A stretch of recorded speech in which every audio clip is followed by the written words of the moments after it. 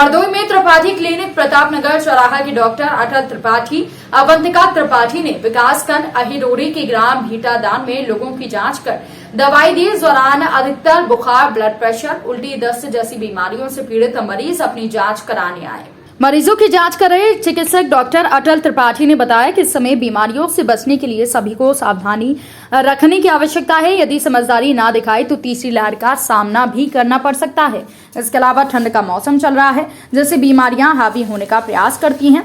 इस मौसम में सफाई का ध्यान रखें, ताजे भोजन के अलावा पानी उबाल कर पिएं और बच्चों को बीमारी से बचने के लिए उन्हें फास्ट फूड से भी दूर रखें। निःशुल्क दवाइयों का वितरण भी शिविर में किया गया है। इस अवसर पर डॉक्टर अटल त्रिपाठी और डॉक्टर अवंतिका त्रिपाठी और डॉक्टर रुचिता त्रिपाठी, सुनील सिंह, मिथिलेश पाल आदि लोग मौजूद थे। शिविर में आए मरीजों का बिना किसी शुल्क के उन्हें मास्क भी वितरित किए गए।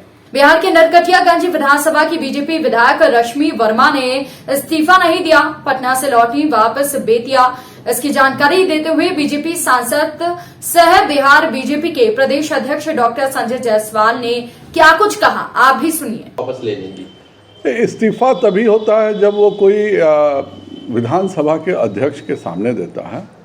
उन्होंने नाराजगी के रूप में एक पत्र जरूर लिखा था, लेकिन हम लोगों से उनकी बात हो गई है। वह पत्र विधानसभा अध्यक्ष को नहीं दे रही है, वह वापस अपने घर पे आ रही हैं और इसका कोई राजनीतिक कारण नहीं है। यह पारिवारिक विवाद के कारण उन्होंने इस तरह का कदम उठाया था। जो बात अब समाप्त समझी जाए, जो भी उनके विवाद हैं वह समाज दूर कर देगा।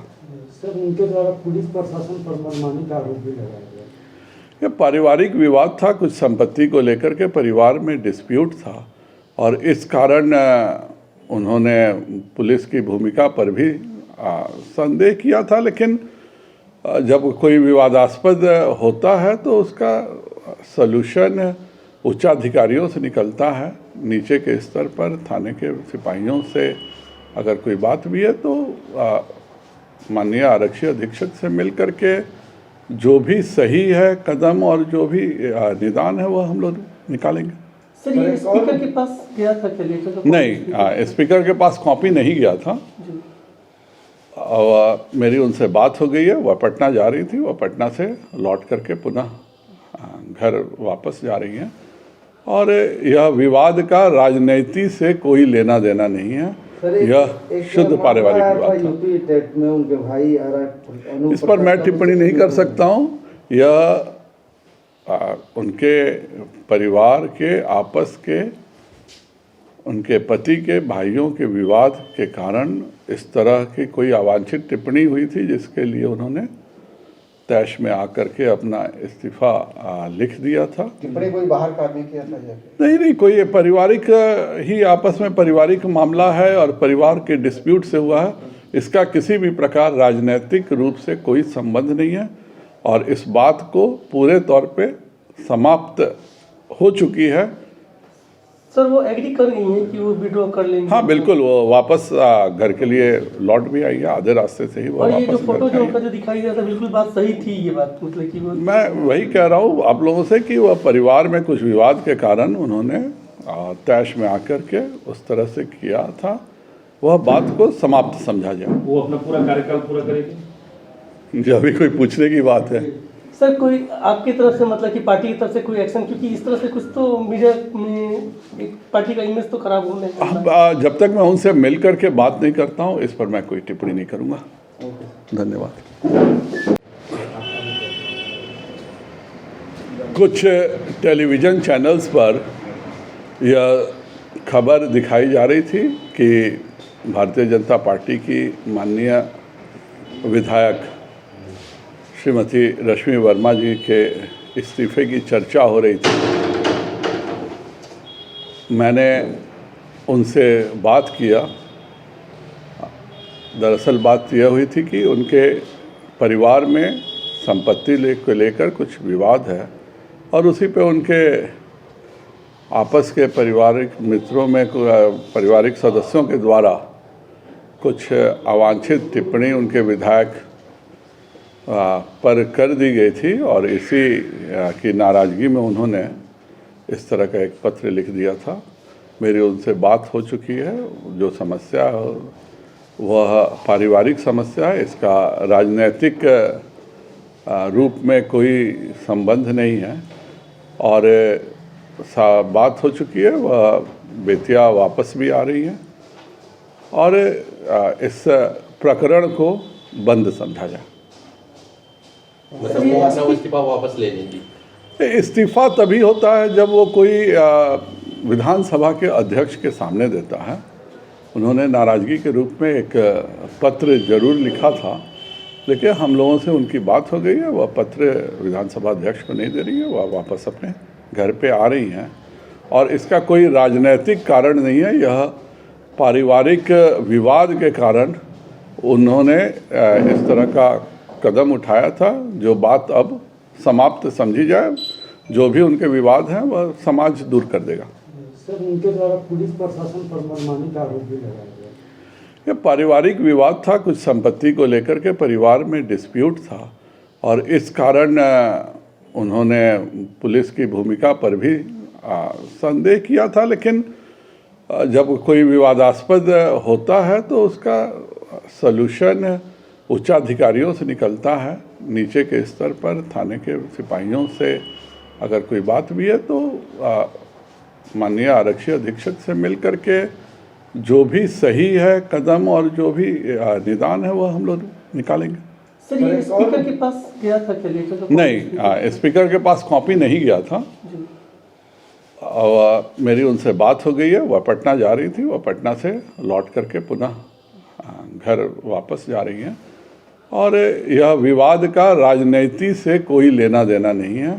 यह शुद्ध पारिवारिक विवाद था। उद्घाटन और शिलान्यास करके जनता की नजरों में वाहवाही लूटने की होड़ में बीजेपी के मंत्री के द्वारा नगर निगम में इलेक्ट्रिक बसों को हरी झंडी दिखाकर रवाना करने के बाद भी बसें सड़कों पर न चलकर चार्जिंग पॉइंट पर खड़ी हैं।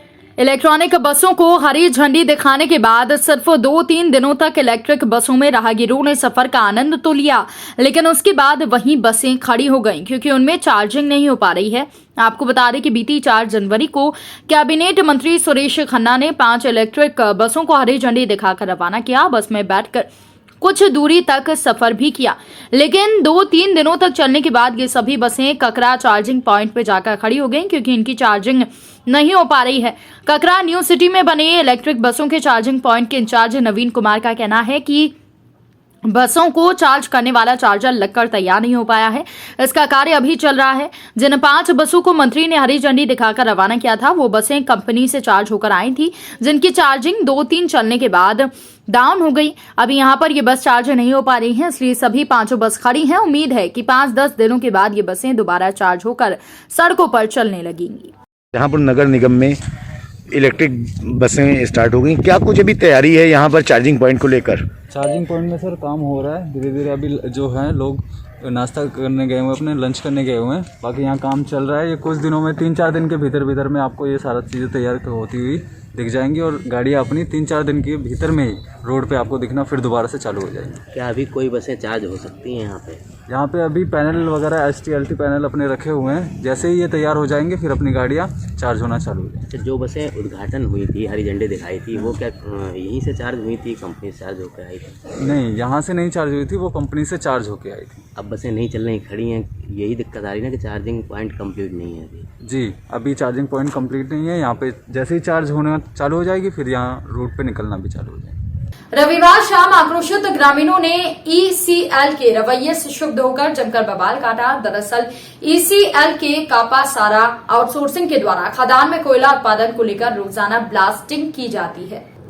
आपको बता दें कि इसके बाद पूरे मोहल्ले के लोग इकट्ठा हो गए, जमकर बवाल काटा। स्थानीय ग्रामीण रामदेव साहब ने बताया कि ECL के द्वारा हमेशा जोरदार ब्लास्टिंग की जाती है, जिसके कारण हम लोग आए दिन डर के साए में जीने को मजबूर हैं। आज शाम भी एक बड़ा पत्थर का टुकड़ा आकर घर पर गिरा, जो घपरोल छत को भेदता हुआ सीधे घर के अंदर घुसा। वो तो ऊपर वाले की रहमत थी कि मेरा बच्चा बच गया। तो वहीं कई स्थानीय महिलाओं ने इसका विरोध किया और बताया कि ECL पूरी तरीके से मनमानी पर उतर आया है। आए दिन ये ब्लास्टिंग करते हैं, पत्थर उड़ाने का काम करते हैं, जिस कारण घर की दीवारों पर दरार पड़ गए हैं। डर के साए में जिंदगी जीने को हम बेबस हैं। घटना की खबर पाकर भाजपा अग्यारकुंड मंडल अध्यक्ष रंजीत गुप्ता मौके पर पहुंचे, ईसीएल प्रबंधन को आड़े हाथे लेते हुए चेताने का काम किया। साथ ही कहा कि जल्द भाजपा प्रबंधन किसी नतीजे पर नहीं पहुंचता तो आने वाले दिनों में कोलियारी का उत्पादन पूरी तरीके से ठप कर देंगे, पूरे ईसीएल का चक्का जाम कर देंगे। स्थानीय ग्रामीणों की जिंदगी के साथ किसी भी कीमत पर खिलवाड़ नहीं होने देंगे। मेरा सिला नाम हुआ है। क्या हुआ था? यहाँ ब्लास्टिंग किया है, रेजिंग किया है, घर मेरा टूट गया, मेरा बच्चा था सुतल, मेरा भैंसुर था सुतल, उसको चोट लगा है, मेरा आटा भी खर गया है, मेरा और सामान टूटता है तो बोलता है उसका भरपाई कर देंगे। अब मेरा आज जीवन चल जाता तो हमको ला करके जीवन लौटा देते थे, नहीं ढेर करते खरीद करके ला देते, मेरा माँ बाप का करता। हम इसका जवाब खोज रहे हैं सर। और कुछ हर बार ये कहानी उठता है कि घर टूटा है तो घर दे देंगे, ये सामान टूटा है ये चीज दे देंगे। आज हम मर जाते तो हमको ला करके दे देते हैं, जीवन नहीं लौटा सकते थे। क्या नाम हुआ आपका? सिला नाम हुआ है। आपका? रामदेव साहब। क्या हुआ यहाँ पर? ब्लास्टिंग हुआ, पत्थर उड़ करके आया घर के ऊपर में। कहाँ? घर पे गिरा? हाँ, बंगाल बिहार। लड़का बच्चा भी सुता हुआ था, पूरा सामान वामान सब छितिर बितिर हो गया है। क्या कर रहे हैं आप लोग? हम लोग इधर उधर काम करते हैं। तो क्या कोलवरी से कोई आया है? आया है ऑफिसर लोग। क्या बोल रहे हैं? बोल रहा है कि कल के मैनेजर साहब आएंगे। तो आप लोगों ने क्या किया? हम लोग अभी कुछ नहीं बोल रहे हैं, बोल रहे हैं कि बुलाइए उनको। कौन कौन सो रही थी? तो मेरा बड़ा लड़का नरेश साहब और उसका लड़की एगो है छोटा, वही दियो सुता हुआ था, पैर तरफ गिरा है।